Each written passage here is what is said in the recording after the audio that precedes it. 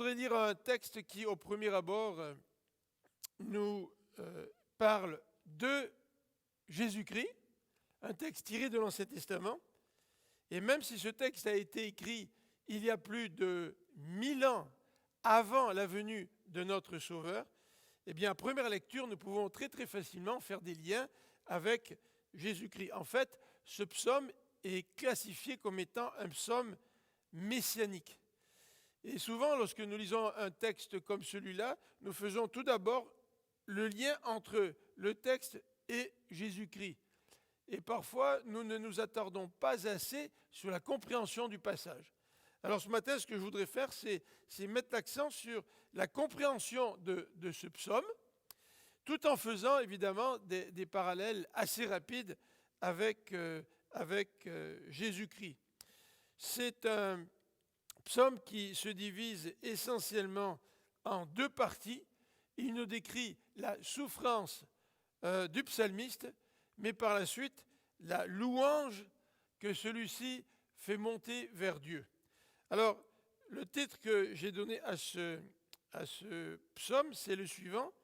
De la souffrance fait place à la louange. La souffrance fait place à la louange. Alors, j'aimerais lire avec vous ce psaume 22. Psaume 22. Alors, je vois que à l'écran, j'ai marqué psaume 23, mais ce n'est pas tout à fait le psaume 23, c'est le psaume 22. Verset 2. Mon Dieu, pourquoi m'as-tu abandonné? Tu restes loin, tu ne viens pas me secourir malgré toutes mes plaintes. Mon Dieu, le jour, j'appelle, mais tu ne réponds pas. La nuit, je crie sans trouver le repos.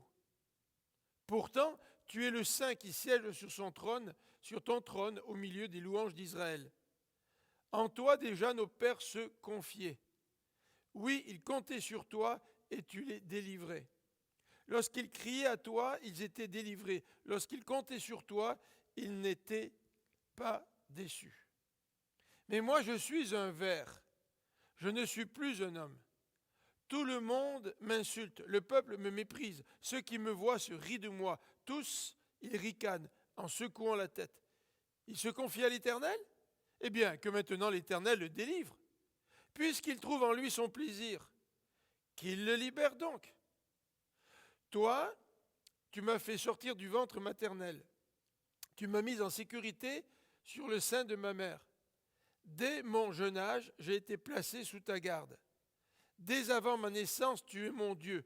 Ne reste pas si loin de moi, car le danger est proche. Il n'y a personne qui vienne pour m'aider.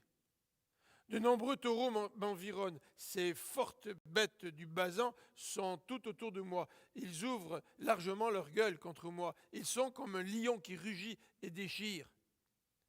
Je suis comme une eau qui s'écoule et tous mes os sont disloqués. Mon cœur est pareil à la cire. On dirait qu'ils se fondent en moi. Ma force est desséchée comme un tesson d'argile. Ma langue colle à mon palais. Tu me fais retourner à la poussière de la mort. Des hordes de chiens m'environnent. La meute des méchants m'assaille. Ils ont percé mes mains, mes pieds.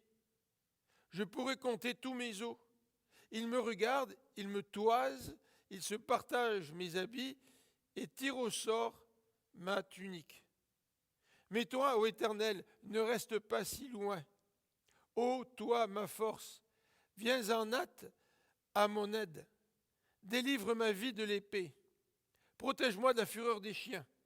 Délivre-moi de la gueule du lion. Préserve-moi des cornes des taureaux. Alors si le psalmiste avait décidé de terminer son psaume après ces dernières paroles, eh bien nous resterions sur un texte rempli de souffrance et sans espoir. Mais la dernière partie du verset 22 sert de transition. Oui, tu m'as répondu. Alors comment Dieu a-t-il répondu au psalmiste? Nous ne savons pas. Mais le texte nous dit, oui, tu m'as répondu. Verset 23, je proclamerai à mes frères, quel Dieu tu es. Je te louerai dans l'assemblée. Vous tous qui craignez l'Éternel, célébrez-le. Descendants de Jacob, glorifiez-le. Descendants d'Israël, redoutez-le. Il n'a ni mépris, ni dédain pour le pauvre dans l'affliction. Il n'a pas détourné son regard loin de lui. Non, il a écouté l'appel à l'aide qu'il lui lançait. Grâce à toi, je te loue dans la grande assemblée. J'accomplirai mes vœux devant ceux qui te craignent. Que les malheureux mangent et qu'ils soient rassasiés. Oui, qu'ils louent l'Éternel, ceux qui vivent pour lui. Que votre vie dure toujours. Aux confins de la terre, tous les peuples du monde se souviendront de l'Éternel. Tous, ils se tourneront vers lui. Et toutes les peuplades se prosterneront devant lui. Car l'Éternel est roi, et il domine sur les peuples. Tous les grands de la terre mangeront et l'adoreront, et ceux qui s'en vont vers la tombe, ceux dont la vie décline, se prosterneront devant lui. Leur postérité à son tour servira l'Éternel, et parlera de lui à la génération qui viendra après elle. Ils proclameront sa justice, ils annonceront au peuple qui va naître ce qu'a fait l'Éternel. Alors cette deuxième partie redonne tout l'espoir par ces paroles de louange. Le psalmiste redonne à ce psaume un aspect encourageant pour chacun d'entre nous aujourd'hui. Alors ce que je voudrais regarder avec vous ce matin, c'est donc tout d'abord la première partie que je vais diviser en deux. Tout d'abord, je vais regarder le cri du psalmiste. En fait, le psalmiste fait monter à deux reprises des cris vers Dieu. Et ensuite, le psalmiste nous décrit sa souffrance. Et c'est ce que nous allons regarder en deuxième partie. Et cette souffrance comprend la moquerie des gens, comprend aussi la description de ce qu'on lui a fait, la description de sa réaction face à la souffrance. Mais ensuite, en dernier élément, j'aimerais vous présenter la louange du psalmiste. L'Éternel a répondu. Comme je l'ai dit, nous ne savons pas comment l'Éternel a répondu. Mais il semble que pour le psalmiste, il veut mettre l'accent sur sa reconnaissance en louange envers le Seigneur. Alors, premier élément dans ce psaume, qui débute au verset 2 et 3, par un cri. Et j'ai appelé ce cri le cri d'ouverture, puisque le psaume débute par ces paroles « mon Dieu, pourquoi m'as-tu abandonné ?» Alors nous savons que Jésus reprend ces paroles sur la croix. Et Jésus s'identifie avec ce psaume 22. « Pourquoi m'as-tu abandonné ?» Le deuxième élément que nous pouvons remarquer dans ce cri, c'est non seulement le pourquoi, mais aussi l'expression de l'abandon. Nous pouvons, dans notre souffrance, parfois demander à Dieu pourquoi tu permets tel ou tel événement, pourquoi tu permets cette épreuve de la Covid, pourquoi tu permets une épreuve dans ma santé, pourquoi tu permets que je perde un travail. Mais dans ce psaume, l'auteur ajoute aussi ce sentiment d'abandon. Tu m'as abandonné, tu restes loin et tu ne viens pas me secourir malgré toutes mes plaintes. Et bien souvent, lorsque nous sommes au sein de l'épreuve, nous avons l'impression que Dieu n'est pas là. Nous avons l'impression que Dieu n'est pas là parce que nous crions à Dieu pour qu'il intervienne et Dieu n'intervient pas. Et nous en tirons la conclusion que Dieu nous a abandonnés. Il est vrai que parfois Dieu peut nous abandonner. Dieu a abandonné Jésus à la croix. Et il est vrai que dans certaines épreuves, quand c'est le fruit de notre péché, Dieu peut aussi nous abandonner. Ce n'est pas toujours le cas, puisque dans sa grâce, même lorsque nous sommes pécheurs, Dieu reste avec nous. Mais dans certaines situations, comme par exemple David, après le meurtre, après l'adultère, après le meurtre, il ressent cette coupure d'avec Dieu et il a soif que le Saint-Esprit revienne l'animer. Le verset 3 nous présente aussi un autre élément dans ce cri. « Mon Dieu, le jour j'appelle, mais tu ne réponds pas, la nuit je crie sans trouver de repos. Donc nous voyons une description de la souffrance constante de David. Lorsque nous avons des épreuves, parfois nous pouvons aussi prendre un certain recul, ça nous fait du bien, ça nous donne une nouvelle perspective. Mais ici, le psalmiste est vraiment rempli de son épreuve. Il est submergé par ses difficultés. Le jour j'appelle, la nuit je crie. Ça veut dire que constamment, l'auteur est en train de crier à Dieu qui ne répond pas. Cette section qui nous décrit la souffrance de l'auteur se termine par un autre cri. Et je l'ai appelé le cri de la conclusion de cette section. Et nous le retrouvons, ce cri, à partir du verset 20. « Mais toi, ô Éternel, ne reste pas si loin. Ô toi, ma force, viens en hâte à mon aide. Délivre ma vie de l'épée, protège-moi de la fureur des chiens, délivre-moi de la gueule du lion, préserve-moi des cornes des taureaux. » Alors, lorsque nous lisons la description du cri de David, nous pouvons nous poser des questions. À quoi cette souffrance fait-elle référence? En fait, nous n'avons pas beaucoup d'informations. Dans le premier verset des psaumes, souvent nous avons une mise en contexte. Mais dans le premier verset de ce psaume, il est simplement dit au chef de chœur, psaume de David, à chanter sur la mélodie de Biche de l'aurore.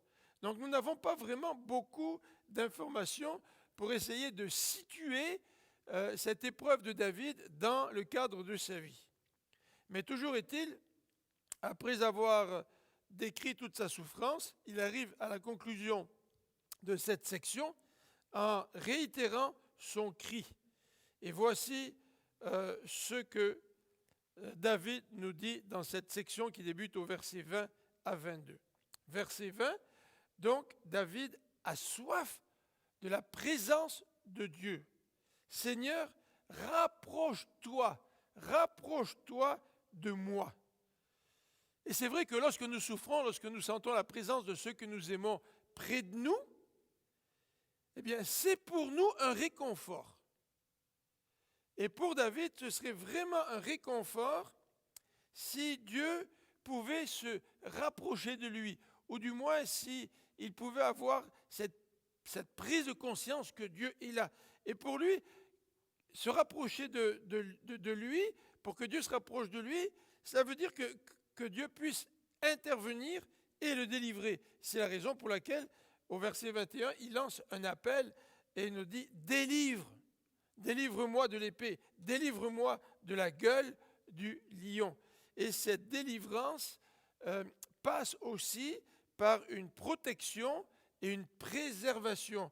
Protège-moi de la fureur des lions, des chiens.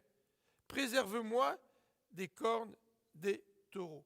Voilà, cette section sur la souffrance débute et se conclut par un cri d'appel, un cri de la part du psalmiste. Et ce cri, il intervient malgré certains éléments qu'il nous présente. Regardons au verset 4. Au verset 4, après avoir prononcé son premier cri envers Dieu, il nous dit « Pourtant, tu es le Saint qui siège sur ton trône au milieu des louanges d'Israël. » Tu vois, Seigneur, je crie à toi parce que j'ai l'impression que tu es loin. J'ai vraiment soif de ton intervention. Je me sens abandonné. Je me sens abandonné malgré le fait que toi, Dieu, tu demeures en Israël. Et tu sièges au milieu des louanges d'Israël. Et Seigneur, moi, je fais partie du peuple d'Israël. Et Seigneur, j'aimerais ressentir ta présence. Et pourtant, je ne la ressens pas, même si tu es le Dieu d'Israël, dit David. Et certainement que pour lui, ça doit être une source d'incompréhension. Et une autre source d'incompréhension, elle nous est décrite au verset 5, lorsque David fait référence à ses pères. Et il nous dit, en toi déjà, nos pères se confiaient. Ils comptaient sur toi. Puis ils avaient confiance en toi. ils criaient à toi, puis toi tu les délivrais. Mais moi, je me sens seul, je me sens abandonné, malgré toute l'expérience de mes pères. Donc la souffrance de David est encore beaucoup plus grande quand il pense à la présence de Dieu au sein de son peuple et quand il pense à l'intervention de Dieu vis-à-vis de ses pères et suite à la foi de ses pères. Le psalmiste donc souffre, et sa souffrance est d'autant plus grande parce que le verset 10 nous fait référence à la protection divine et à l'appartenance à Dieu. Le verset 10 nous dit, « Toi, tu m'as fait sortir du ventre maternel. » Voilà, Seigneur, moi je crie à toi, j'ai l'impression que je suis tout seul, j'ai l'impression que tu n'interviens pas, j'ai besoin d'être libéré, et cette souffrance est d'autant plus grande parce que je sais que c'est toi qui m'as fait sortir du ventre maternel. C'est-à-dire que c'est toi qui m'as mis en sécurité, nous dit le verset 10. Tu m'as mis en sécurité sur le sein de ma mère. C'est-à-dire, tu m'as déjà gardé, tu m'as déjà protégé dans le passé. Comment ça se fait que maintenant, je me sens si seul et je me sens abandonné par toi? Et le verset 11 amène un élément supplémentaire. Dès avant ma naissance, tu es mon Dieu. Et là, nous avons ce choix que Dieu a fait de David dès avant sa naissance. Et pour le Christ, c'est la même chose. Hein. Le Christ et Dieu le Père, ils étaient unis. Dieu le Père était le Dieu de Jésus-Christ. Et malgré cette appartenance à Dieu, eh bien, autant le psalmiste que David souffrent de se sentir abandonné et se sentir dans l'épreuve telle qu'elle est décrite ici dans le psaume 22. Et au verset 12, nous avons un appel encore à Dieu qui est un petit peu moins important que les deux premiers cris, le cri d'ouverture dans les versets 2 à 3 ou le cri de conclusion dans les versets 20 à 22. Mais au verset 12, nous avons un verset qui appelle encore Dieu à intervenir. Verset 12, « Ne reste pas si loin de moi, car le danger est proche. Il n'y a personne qui vienne pour m'aider. » Le psaume non seulement nous présente le cri du psalmiste, et nous fait penser aussi à la souffrance du Christ qui a crié à son Père lorsque son Père l'a abandonné, puisque étant sur la croix, Christ a porté nos péchés, et voyant nos péchés sur le Christ, Dieu a abandonné son Fils. Il y a une coupure entre Dieu le Père et Dieu le Fils, et c'est toute la raison de la souffrance spirituelle de Jésus-Christ. Mais regardons maintenant la description de la souffrance du psalmiste dans les versets 7 à 9 et 13 à 19. Tout d'abord, le psalmiste souffre parce que les gens autour de lui se moquent. Ils se moquent de lui. Je ne sais pas si vous avez déjà vécu des situations à l'école, par exemple, où les autres camarades, tout le monde se mettent à se moquer de vous. Peut-être que vous avez fait partie d'une équipe de sport et à un moment donné, vous avez échoué dans une tentative et tout le monde s'est mis à rigoler. Hier, j'ai vu un film sur une équipe Pee-wee de hockey. Et cette équipe de Pee-wee reçoit un nouveau joueur qui est un super joueur. Et le capitaine de l'équipe voit d'un mauvais œil l'arrivée de ce super joueur. Et il essaye lui aussi d'impressionner les autres camarades en essayant de faire des tours de passe-passe avec son bâton et la rondelle, et il échoue et tout le monde rigole de lui. Vous voyez, la moquerie peut être une cause de souffrance. Donc regardons ensemble la description de cette moquerie à partir du verset 7. Le verset 7 nous décrit tout d'abord la condition du psalmiste. Et c'est de cette condition-là que les gens vont se moquer. sa condition est comparée à un ver. Je suis un ver, je ne suis plus un homme. Écoutez, je ne sais pas si vous aimez les vers, mais moi je préfère mon chien, je préfère un chat, je préfère d'autres animaux que des vers. Honnêtement, les vers, ils se mettent partout. Les vers sont là présents sur des cadavres. Tu sais. Donc la référence à des vers est une référence extrêmement humiliante. Moi, je suis qu'un ver. Je ne suis même plus un homme. J'ai perdu ce qui faisait de moi un homme, dit David dans sa souffrance. Et à partir de la deuxième partie du verset 7 et jusqu'au verset 9, il nous décrit donc cette moquerie. Tout le monde m'insulte. Le peuple me méprise. Alors, à quoi David fait-il allusion? Je ne sais pas. Mais il a vécu toutes sortes de situations. À un moment donné, il s'est fait passer comme fou pour tromper les Philistins. Et les Philistins se moquaient un peu de lui. Ah, c'est lui le fameux David, le héros d'Israël. Est-ce que cela fait allusion à cette situation? Je ne sais pas. Le psaume ne le précise pas. Nous savons aussi qu'il a été probablement insulté lors de la révolte d'Absalom, son fils. Vous vous rappelez quand il fuyait, un homme marchait parallèle à lui, puis il lui lançait des insultes. David a déjà été insulté. David, même en tant que roi, a été l'objet des moqueries ou du mépris. Le verset 8 nous dit « Tous ceux qui me voient se rient de moi, ils ricanent en secouant la tête. » Alors non seulement ils ricanent, mais ils ont des paroles, et souvent les paroles des moqueurs sont plus tranchantes qu'un couteau. Tu sais. Ça rentre dans notre corps, dans notre cœur, et ça nous fait extrêmement souffrir. Regardez ce qu'ils disent au verset 8, au verset 9. Oh, il dit qu'il se confie à l'Éternel. Eh bien, que maintenant l'Éternel le délivre. Ça aussi, ça a été dit au sujet du Christ à la croix.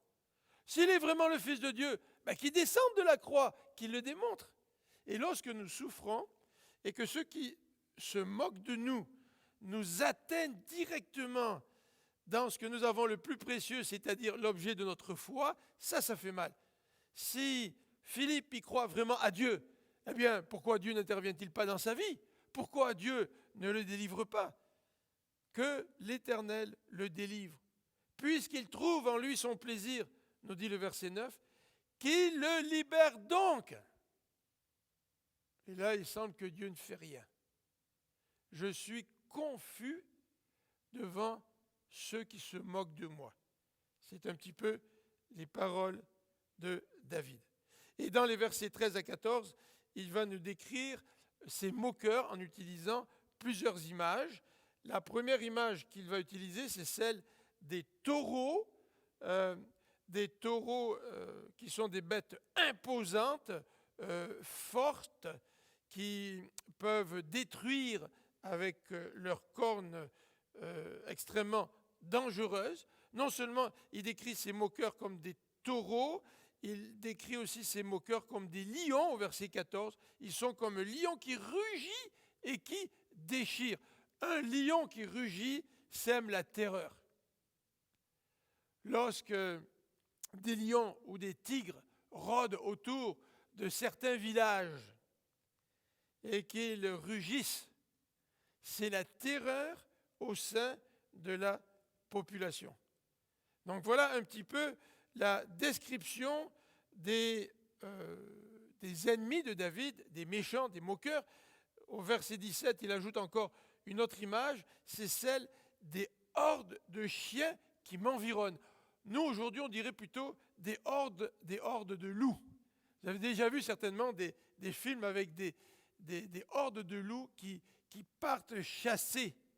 Et quand ils choisissent un animal, ils le cernent, ils courent après lui, ils l'attaquent l'un après l'autre. C'est vraiment épeurant d'être la proie d'une horde de loups. Ici, David utilise les hordes de chiens, puisque les chiens n'étaient pas des animaux domestiques, comme c'est le cas pour nous aujourd'hui.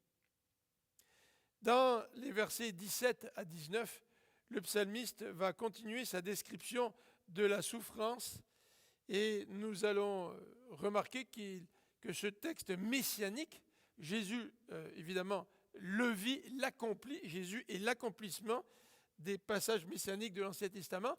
Et ce qui est surprenant, c'est que David, dans ce psaume 22, décrit une expérience personnelle de telle sorte que ça devient une prophétie de ce qui va arriver au Messie. Et c'est assez remarquable de voir que cela a été écrit donc plus de 1000 ans après la mort de notre Sauveur. Donc voici la description de sa souffrance au verset 17. Ils ont percé mes mains et mes pieds. Alors c'est d'autant plus surprenant que la crucifixion n'existait pas au temps de David.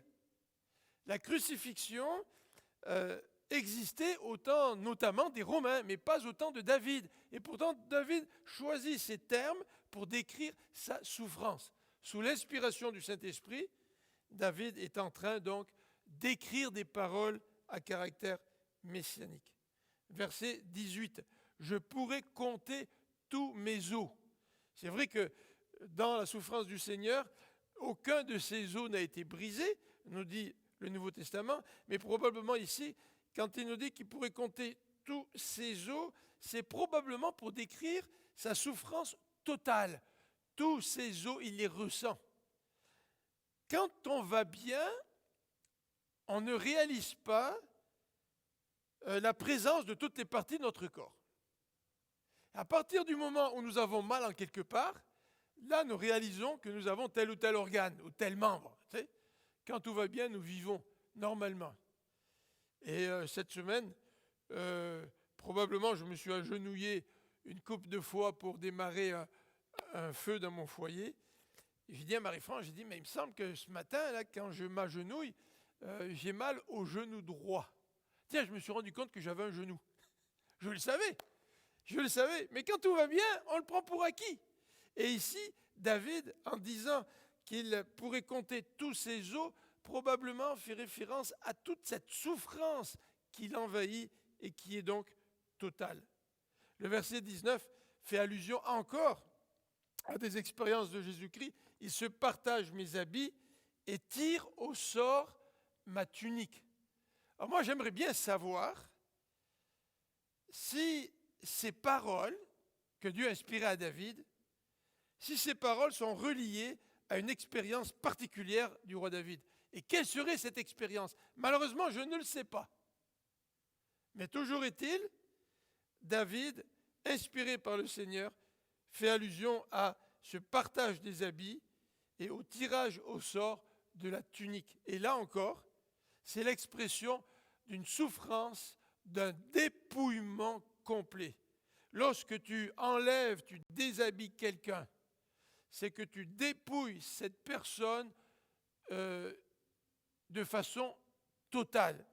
Tu ne lui laisses rien. Voilà donc la description de la souffrance de David. Et dans la dernière partie de cette section, David va nous décrire la réaction à la souffrance au verset 15 et 16. Et nous voyons encore une allusion à Jésus qui a dit sur la croix, « J'ai soif ». Verset 15 nous dit que David se rend compte que sa vie s'en va. « Je suis comme une eau qui s'écoule ». Et lorsque une eau s'écoule, vous prenez un plat ou un réservoir avec de l'eau, vous le versez, l'eau s'écoule et s'en va. Et c'est certainement une image de sa vie qui est en train de disparaître. Le verset 16 nous parle clairement aussi de la soif. Ma force est desséchée comme un tesson d'argile, ma langue colle à mon palais. Donc dans sa souffrance physique, David exprime cette soif immense qu'il ressent, tout comme le Christ à la croix. Et la dernière partie du verset 16, David parle en termes extrêmement clairs de cette perception qu'il a de la mort qui s'en vient. Tu me fais retourner à la poussière de la mort. Voilà la souffrance du psalmiste. Et en lisant ce psaume 22, eh bien, nous pourrions terminer notre lecture en étant vraiment découragés. En tout cas, si nous nous arrêtons là.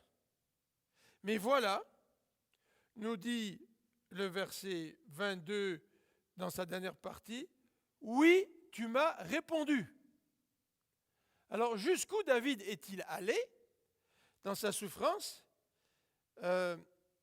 Il nous le décrit, mais probablement que David n'en est pas mort, même s'il a senti la mort arriver de près. Et Dieu est intervenu. Dans le cas de Christ, Christ est allé jusqu'à la mort. Mais ce n'est pas la mort qui a empêché l'intervention de Dieu, puisque Dieu est intervenu et a ressuscité le Christ d'entre les morts. Mais toujours est-il, quelle que soit l'intervention de Dieu envers David, nous ne le savons pas, mais David, dans cette deuxième partie du psaume, va nous encourager à la louange. Alors j'aimerais regarder avec vous à partir du verset 22c, verset 23, cette section qui est comme un feu d'artifice. Autant la première partie du psaume est sombre, puisqu'elle décrit la souffrance de David, les cris de David, autant la deuxième partie fait un contraste par cet engagement à l'Éternel et cette louange universelle dont il est question dans cette deuxième partie. Alors regardons tout d'abord ce que le psalmiste nous dit. L'Éternel a répondu, à la fin du verset 22, « Qu'il soit donc loué. » Parce que Dieu répond, David nous demande, nous encourage, et lui aussi s'engage à louer Dieu.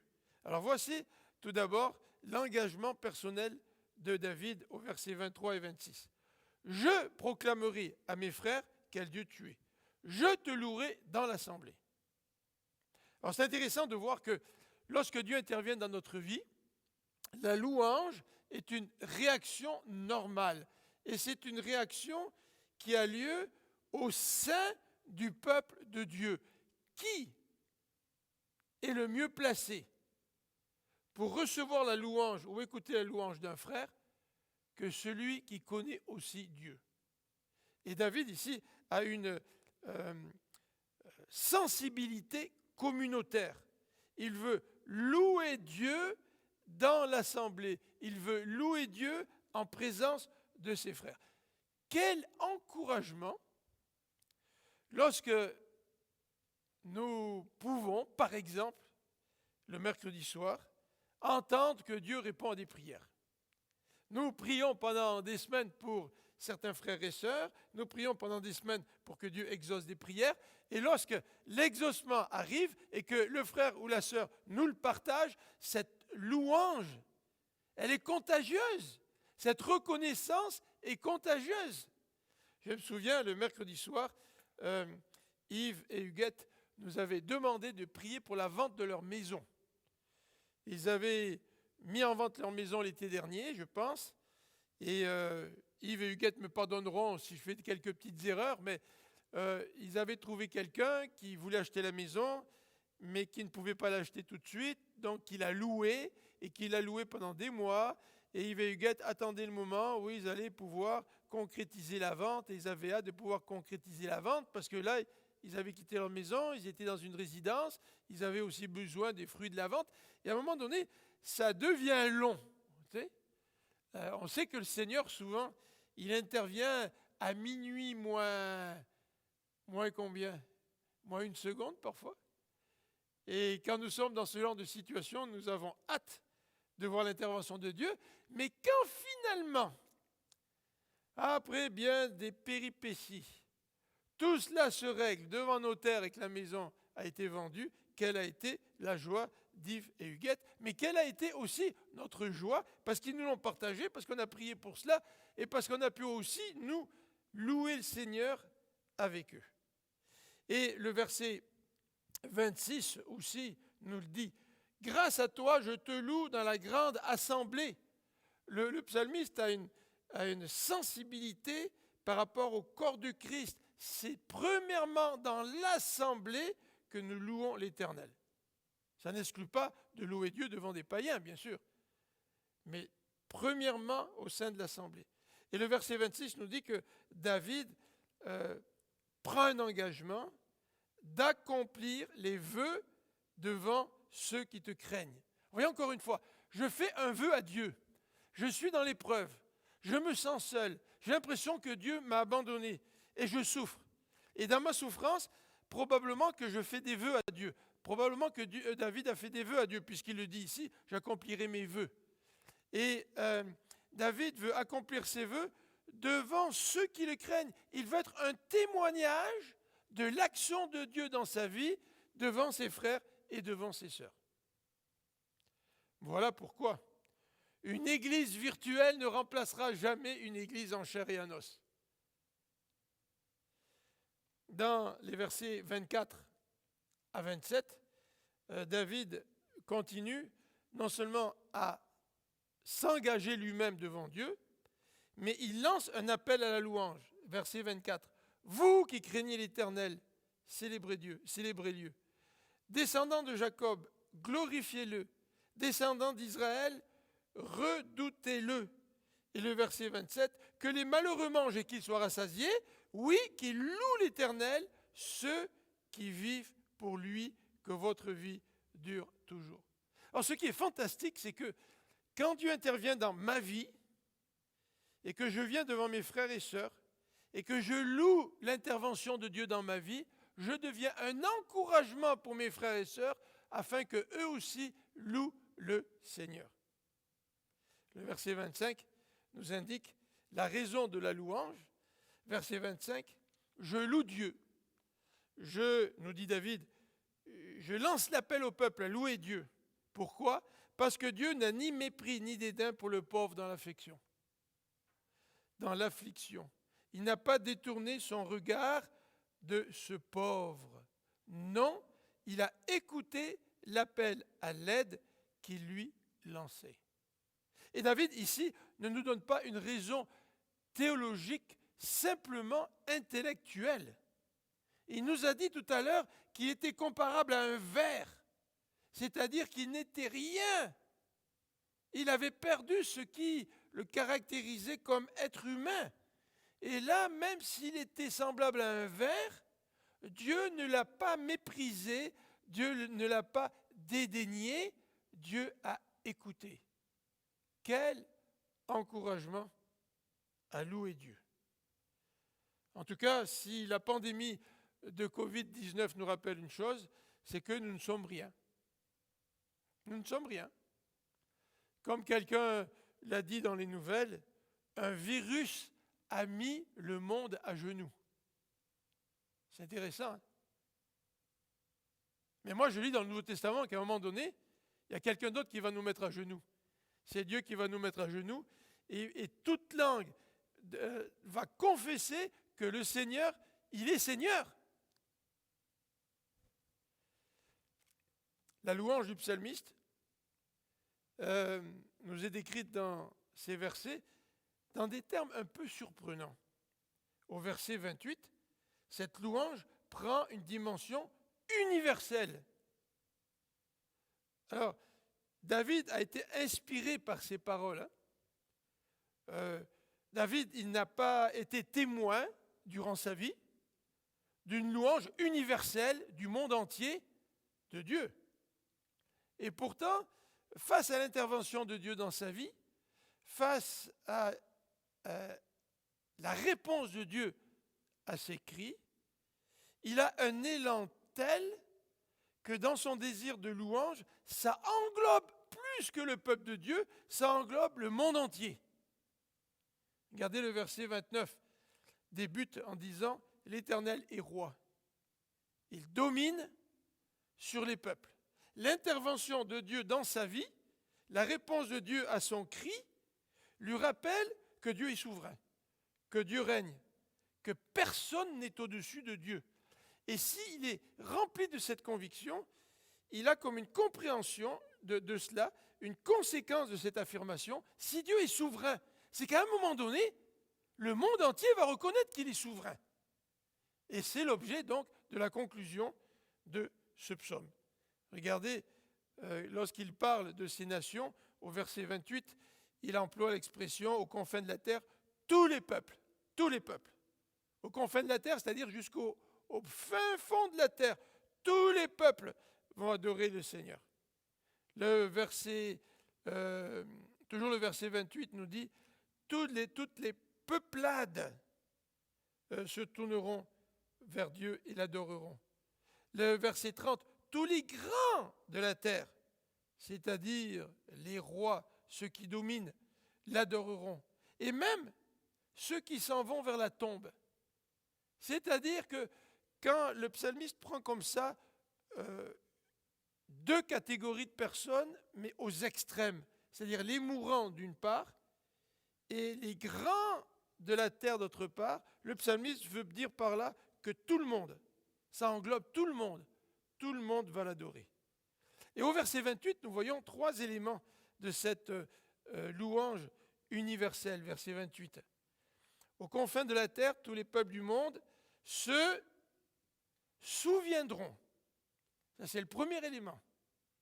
Louer Dieu, c'est se souvenir de Dieu. C'est se souvenir de son autorité, de sa souveraineté. Mais louer Dieu, c'est aussi, deuxième verbe dans ce verset, se tourner vers lui. Je peux savoir que Dieu est Dieu, je peux savoir que Dieu est souverain, mais sans me tourner vers lui. Satan, il sait que Dieu est souverain, mais Satan n'adore pas Dieu. Mais la vraie adoration, la vraie louange, c'est premièrement de se souvenir de qui Dieu est, ensuite c'est de se tourner vers lui. Souvent le mot tourner dans l'Ancien Testament fait allusion à une conversion. Et finalement, le troisième verbe, c'est se prosterner devant lui. Toutes les nations de la terre vont louer le Seigneur. Et cette louange universelle s'accomplit en partie dans la Nouvelle Alliance, puisque dans la Nouvelle Alliance, tous les peuples de la terre viennent à Dieu, en Jésus-Christ. Tous ceux qui se repentent de leurs péchés. Le peuple de Dieu n'est plus confiné dans un lieu géographique en Palestine, mais le peuple de Dieu maintenant s'étend jusqu'aux extrémités de la terre et tous ces gens qui appartiennent à toutes sortes de nations, ils adorent, ils célèbrent Dieu. Mais nous savons aussi que quand le Seigneur Jésus-Christ va revenir, nous allons pouvoir l'adorer pour l'éternité. Dernier élément dans ce psaume, et c'est un élément encore intéressant, messianique, à partir du verset 31 et 32, c'est la transmission de cette louange. La transmission de cette louange. Regardez les termes employés au verset 31. Leur postérité, c'est-à-dire toutes les gens de la terre, toutes les nations vont adorer Dieu, et le verset 31 dit leur postérité, c'est-à-dire la génération qui s'en vient. Elle va aussi servir l'Éternel. D'ailleurs, le terme génération est employé au verset 31. Leur postérité va parler de Dieu à la génération qui vient après elle. Et ils vont, c'est-à-dire cette nouvelle génération aussi, ils vont proclamer sa justice et ils annonceront au peuple qui va naître ce qu'a fait l'Éternel. Donc il y a une transmission. Tous les rois de la terre, tous les grands, tout le monde va adorer Dieu. Ensuite, ils vont le transmettre à leur postérité, qui vont aussi l'annoncer à l'autre postérité qui s'en vient. Une transmission de cette louange. C'est sûr que quand moi je lis ce verset-là, je me dis, j'aimerais bien que ma foi soit transmise à mes enfants, que mes enfants ensuite la transmettent à leurs enfants, et que de génération en génération, cette foi puisse se transmettre sans aucune interruption.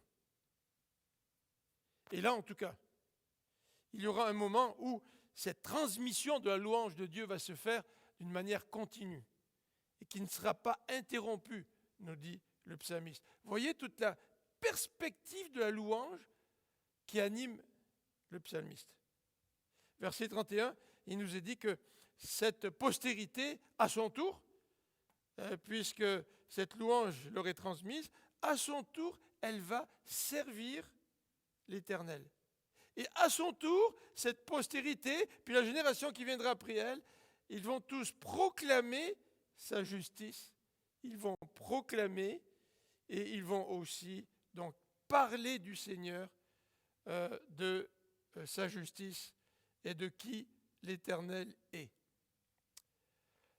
Psaume 22.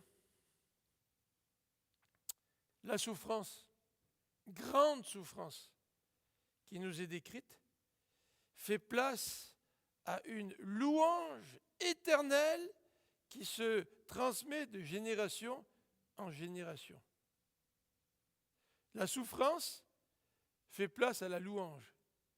N'est-ce pas un peu la situation du Christ qui a souffert sous la croix et sa souffrance a fait place à cette exaltation et à cette possibilité pour toutes les nations de faire partie du peuple de Dieu et de pouvoir eux aussi adorer le Seigneur. En quelque sorte, le sacrifice de Jésus-Christ permet la réalisation de ce que David a entrevu au travers de son expérience. C'est-à-dire cette période durant laquelle le monde entier va louer le Seigneur pour qui il est, va le servir, va parler de lui, va proclamer sa justice. En d'autres termes, terminer l'année 2020, de quelle façon? On fait souvent des retours en arrière quand on arrive à fin d'année. Il y aura le témoignage le 2 janvier d'Aujourd'hui l'Espoir.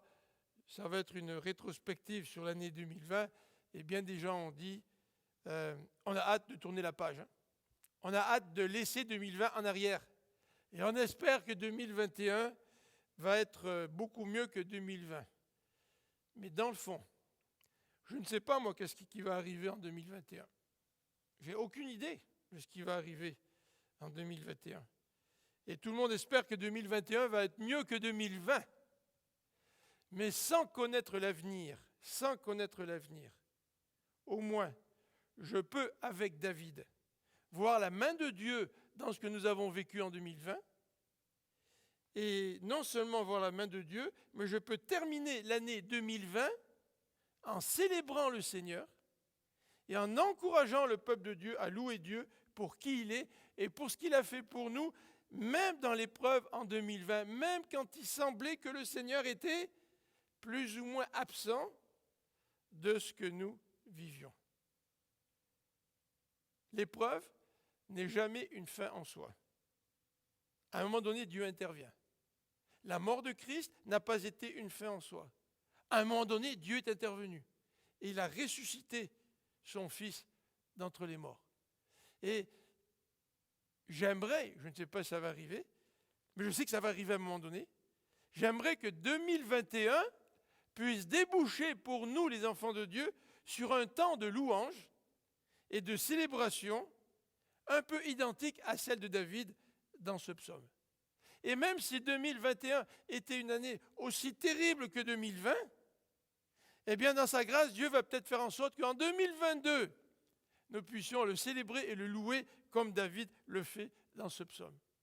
Et même si 2022 est une année difficile, et même si 2023 est une année difficile, je sais par la foi qu'à un moment donné, Dieu va nous permettre de le louer et de le célébrer comme David le fait dans son psaume. Et ceci, même si notre situation semble bien désespérée. Le Christ est allé jusqu'au point ultime. Il est allé jusqu'à mourir. Mais par la foi, il savait que Dieu allait le ressusciter. Et après la mort, vient la résurrection et ce temps de célébration et de louange face à ce Dieu qui intervient dans notre vie, même si nous posons souvent la question, pourquoi m'as-tu abandonné? Prions ensemble.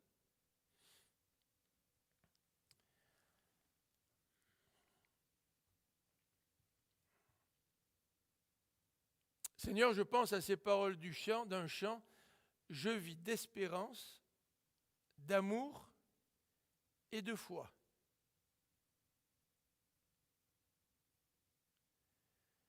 Et Seigneur, c'est dans ces moments difficiles que nous pouvons vivre, que ce soit la pandémie, que ce soit le chômage, que ce soit la maladie physique, ou même parfois la maladie mentale, ou même des fois la souffrance spirituelle.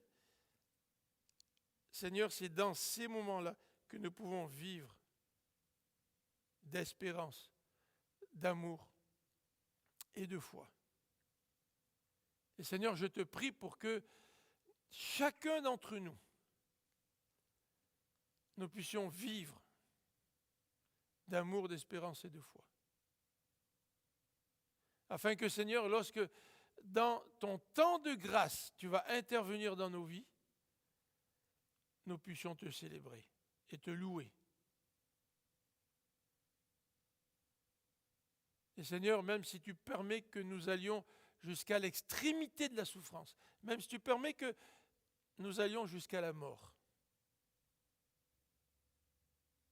nous savons qu'après la mort vient la vie éternelle en toi, vient la résurrection.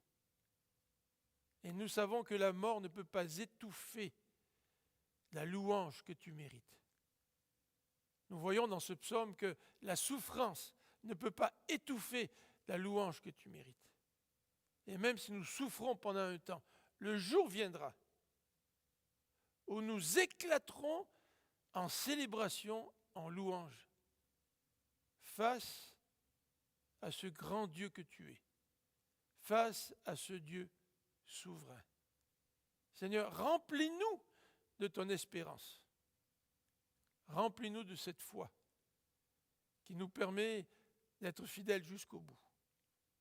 Et Seigneur, dans ta grâce, accorde-nous ces moments de louange et de célébration lorsque tu interviendras comme tu l'as promis. Amen. Donc je vous souhaite à chacun d'entre vous un bon dimanche. Nous souhaitons à Alexandre Beltrao un bon voyage. Les psaumes comportent un passage qui s'intitule « Le psaume du voyageur, Alexandre ». Le Seigneur gardera ton arrivée et ton départ. Donc c'est notre prière pour toi. Donc que le Seigneur te permette de prendre soin de ta mère, puis que vous puissiez avoir des bons moments ensemble et qu'il puisse aussi te ramener parmi nous sains et saufs. Donc à ceux qui sont malades aussi, on vous encourage à persévérer dans le Seigneur. Nous prions les uns pour les autres. Et c'est pour ça que je peux vous souhaiter à chacun d'entre vous un bon dimanche et une bonne semaine dans le Seigneur. À bientôt.